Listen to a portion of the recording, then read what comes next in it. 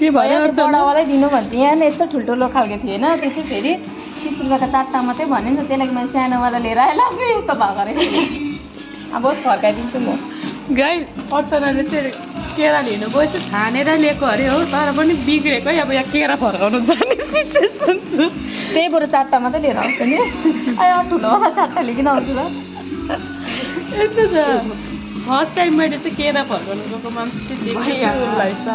फेरि उहाँ जानुपर्छ यार केरा फर्काउनु त्यही केरा 30 रुपियाँमा लिएको अरे हो अब त्यो फर्काउनु जानु 20 रुपियाँ लिन्छ किन जानु होइन म चाहिँ त्यही भन्नु जान्छ अरे तर एक्सपेक्ट गरेको छु प्रडक्ट राम्रो आएन रहेछ जस्तो मैले एक्सपेक्ट गरेको थिएँ लास्टमा घरमा लिएर आएर मन परेन नि अब के गर्नु रिटर्न गरेको साथी रिटर्न देखाइदिएन एकपल्ट केरा कस्तो छ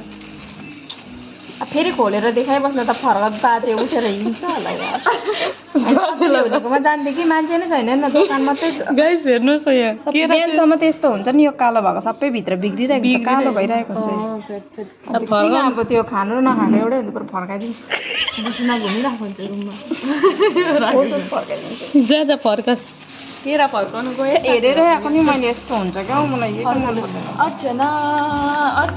यतिको चाहिँ हुनुपर्छ क्या यतिको चाहिँ केरा फर्काउनु जाँदैछ केरा फर्काउनु